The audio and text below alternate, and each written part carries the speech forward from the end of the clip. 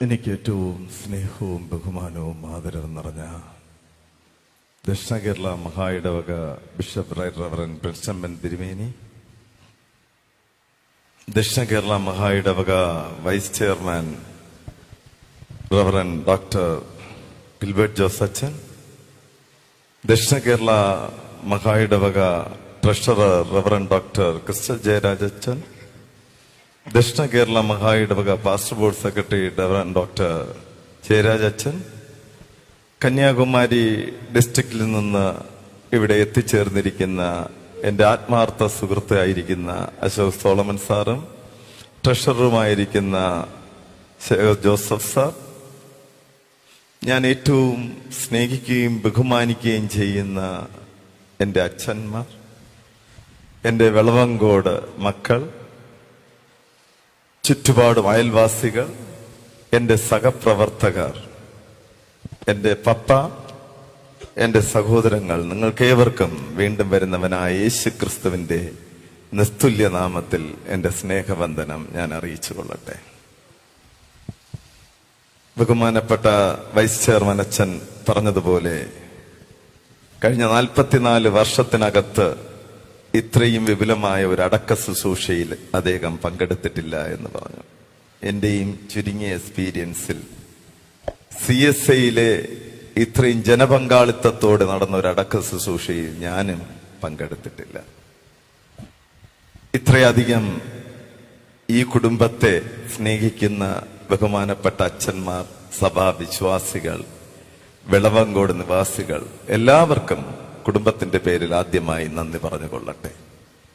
എന്റെ 12ാം ക്ലാസ് വരെ നേരത്തെ റസ്രയണ്ണം പറഞ്ഞതുപോലെ പൊടിയന്നാടാർക്ക് 6 മക്കളുണ്ടായിരുന്നു, 3 ആണും 3 പെണ്ണും. ഈ 6 മക്കളിൽ ഏറ്റവും ഇളയവനായിരുന്നു എന്റെ അപ്പൻ. 6 മക്കൾക്കും കൂടെ ഏകദേശം 40 പിള്ളേരെന്തോ ഉണ്ട്. അതിലേറ്റവും ഇളയവനാണ് ഞാൻ. പക്ഷേ നമ്മൾ 3 പിള്ളേർക്കും മെയിൻ റോഡിൽ നിന്ന് 4.5 കിലോമീറ്റർ നടന്നു പോകുന്ന ഒരു മലയ്ക്ക് മുകളിലായിരുന്നു അപ്പയുടെ വീട്. അപ്പോ അമ്മ സ്കൂളിലെ ടീച്ചറായിരുന്നു. അപ്പോ ബാക്കിയുള്ള സഹോദരങ്ങളുടെ മക്കളെല്ലാം മാരായമിട്ടത്ത്, അങ്ങേയറ്റം പോയ മാരായമിട്ടത്ത് സ്കൂളിൽ പഠിക്കാം. പക്ഷെ അമ്മ വിദ്യാഭ്യാസമുള്ള അമ്മയായതുകൊണ്ട് തന്നെ ഈ 3 പിള്ളേരെയും ചേർത്ത് പിടിച്ച് എന്റെ പൊന്നമ്മ നമ്മളെ നെയ്യാറ്റിൻകര സ്കൂളിൽ പഠിപ്പിച്ചു.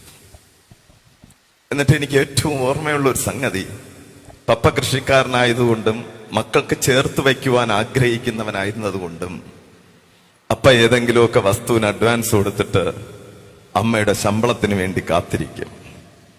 അമ്മ ഓലത്താന്നി വിക്ടറി സ്കൂളിൽ നിന്ന് അവരുടെ ക്ലാസ് കഴിഞ്ഞ് സെന്റ് തെരേസാസ് കോൺവെന്റിൽ പഠിക്കുന്ന ഏറ്റവും മിടുക്കിയായ ചേച്ചിക്കും അണ്ണനും എന്നെയും ചേർത്ത് പിടിച്ച് അമ്മ കൊണ്ടുപോകുന്ന ചോറ്റുപാത്രത്തിനകത്ത് നാരങ്ങ വെള്ളം കലക്കി ക്യൂൻസ് ബേക്കറി എന്ന് പറയുന്ന ഒരു ബേക്കറിയിൽ നിന്ന് നമുക്ക് പലഹാരം വാങ്ങിച്ചുകൊണ്ടുവരും.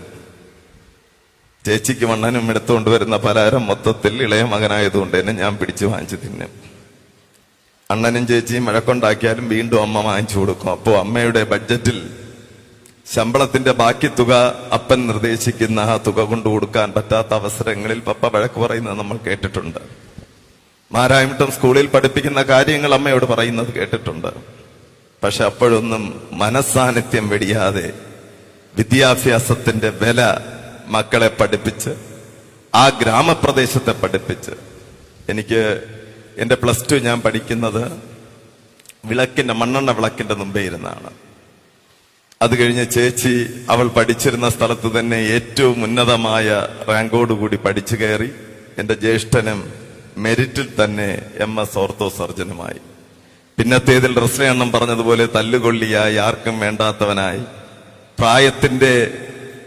പ്രായത്തിന്റെ പക്വതയില്ലായ്മ കൊണ്ട് തന്നെ സമൂഹത്തിന് പോലും വേണ്ടാതായി മാറിയ എന്നെ എല്ലാവരും അകറ്റിക്കളഞ്ഞപ്പോഴും എന്റെ അപ്പനെ ഇരിക്കപ്രതിയില്ലാതെ എന്റെ അടിപിടി കേസുകളേ ഉള്ളൂ.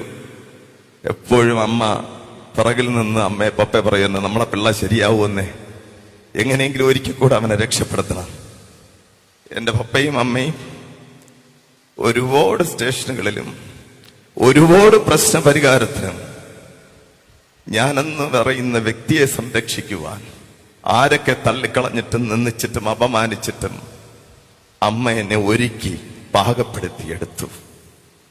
പിന്നത്തേതിൽ പ്രതിസന്ധി വന്നപ്പോൾ പ്രതിസന്ധികളും പ്രതികൂലങ്ങളും ആകുലതകളും വൈഷമ്യങ്ങളും വിമർശനങ്ങളും ആക്ഷേപങ്ങളും കുറ്റാരോപണങ്ങളും എല്ലാം അവസരങ്ങളാക്കി മാറ്റണമെന്ന് എന്നെ പഠിപ്പിച്ചത് എന്റെ പൊന്നമ്മയാണ്.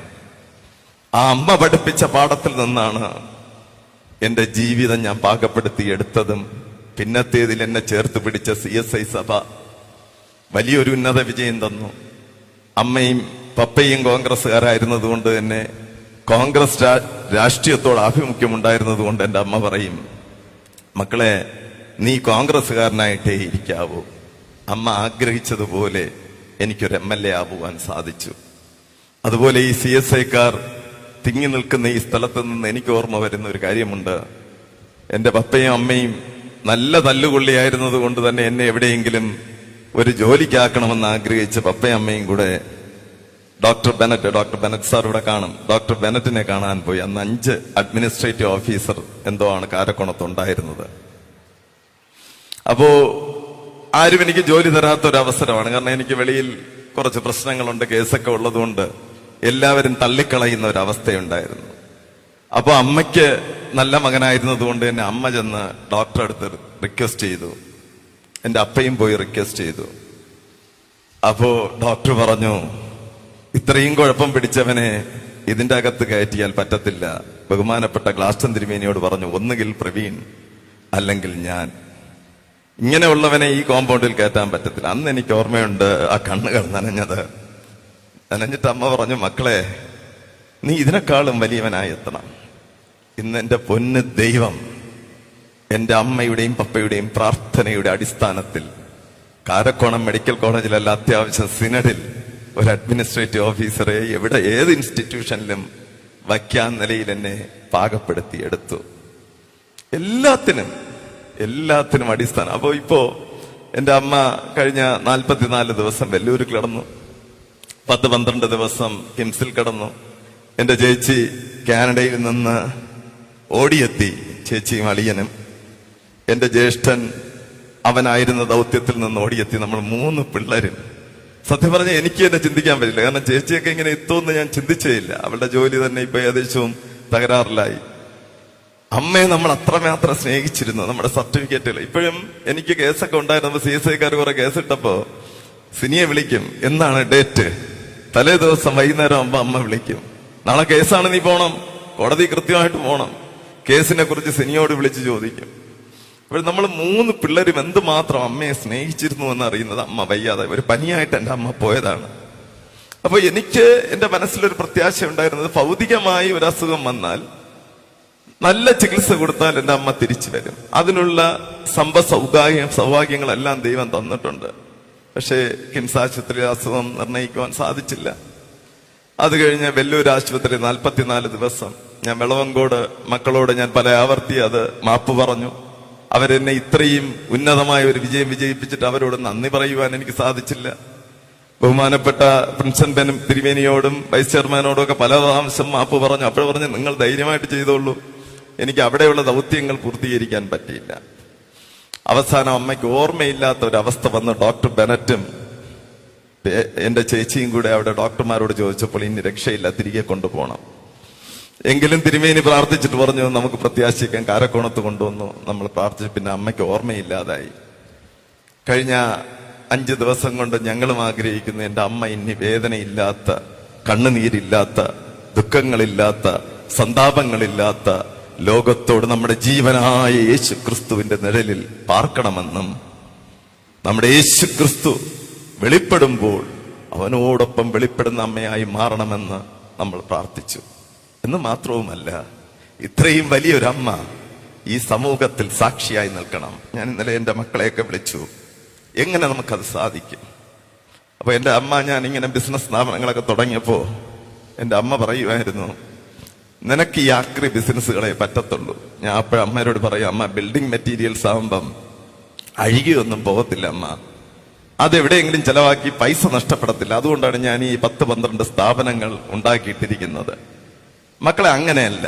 ഒരുപാട് അപമാനിക്കപ്പെട്ടവനാണ്. അപമാനിക്കപ്പെട്ട നീ അംഗീകരിക്കപ്പെടണം. നിന്നെ പുച്ഛിച്ചവർ പശ്ചാത്തപിക്കപ്പെടണം. അതുകൊണ്ട് എന്റെ മോൻ ഒരു കാര്യം ചെയ്യണം, വലിയൊരു സ്ഥാപനം തുടങ്ങണം. അപ്പൊ ചേച്ചിയുടെ അടുത്ത് ഇന്നലെ ചോദിച്ചു, എന്റെ 5 മക്കളുടെ അടുത്തും ചോദിച്ചു. അപ്പൊ ഇങ്ങനെ ചിന്തിക്കുന്നു, Thankan teacher memorial hospital 2028 December Thiruvananthapuram ജില്ലയ്ക്കകത്ത് എവിടെയെങ്കിലും അത്യാവശ്യം ഒരു നല്ലൊരു ആശുപത്രി. ഇനിയുള്ള എന്റെ പ്രവർത്തനങ്ങൾ അത് നമുക്കതിന്റെ അസറ്റ്സ് ഉണ്ട്. ചേച്ചി കുറെ കാര്യങ്ങൾ സഹായിക്കാമെന്ന് പറഞ്ഞിട്ടുണ്ട്.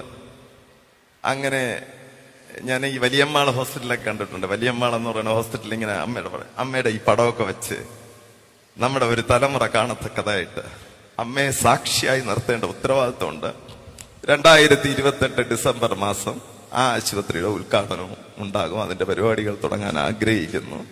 അപ്പോൾ എന്റെ അമ്മയ്ക്ക് ഇനി ചെയ്യുവാൻ മക്കളെന്നുള്ള രീതിയിൽ, ചെറുമക്കളെന്നുള്ള രീതിയിൽ മക്കളെ എല്ലാം വിളിച്ചു പറഞ്ഞു, എടാ വഴിയിൽ നിർത്തിക്കളയിൽ നമ്മൾ ചെയ്യണം, നമുക്കതിനുള്ള സ്വത്തുണ്ട്, എന്റെ ചേച്ചി സഹായിക്കും, നമ്മൾ കൂട്ടുത്തരവാദിത്തമായിട്ട് അമ്മയ്ക്ക് വേണ്ടി അത് ചെയ്യണം. അപ്പോ തങ്കൻ ടീച്ചർ മെമ്മോറിയൽ എന്ന് പറയുമ്പോൾ പുതുതലമുറ വരുമ്പോഴും ചോദിക്കും, ഇത് ആരാണ്? അവിടെ ഒരു അമ്മയുടെ ഒരു ഫോട്ടോയൊക്കെ വെച്ച് വരുമ്പോ ഇങ്ങനെ ഒരാളുണ്ടായിരുന്നെന്നും മലയോര ഗ്രാമത്തിൽ നിന്ന് മക്കളെ എടുത്ത് ഉന്നതികളിലേക്ക് എത്തിയ ഒരു അമ്മയാണ് ഈ അമ്മയെന്നും പറയപ്പെടുന്ന ഒരു കാലഘട്ടം ഉണ്ടാകണം. അതിനുവേണ്ടി എന്നെ ഞാനാക്കിയ നിങ്ങളുടെ ഔദാര്യമാണ് ഇന്ന് ഞാനെന്ന് പറയുന്ന ഒരു സ്ഥാനങ്ങളല്ല, നിങ്ങളുടെ പ്രാർത്ഥന ആവശ്യപ്പെടുന്നു. ഇതുവരെ എന്റെ അമ്മയുടെ ചികിത്സാ സമയത്ത് പ്രാർത്ഥിച്ചവർ, എന്നോടുകൂടെ ഇരുന്ന് എനിക്ക് സ്നേഹം തന്നവർ, എന്റെ ജോലികൾ ഏറ്റെടുത്ത് ചെയ്തവർ, പ്രത്യേകിച്ച് ഇന്നലെ ഒരു ദിവസം കൊണ്ട് ഇവിടെയും അപ്പ പറഞ്ഞു, എടാ പെരുന്തോള വീട്ടിൽ അടക്ക ശുശ്രൂഷ ചെയ്യണം. അപ്പോൾ അതിന്റെ പിറകിൽ ഒരു 20 അടി താഴ്ചയിലുള്ള സ്ഥലമാണ്.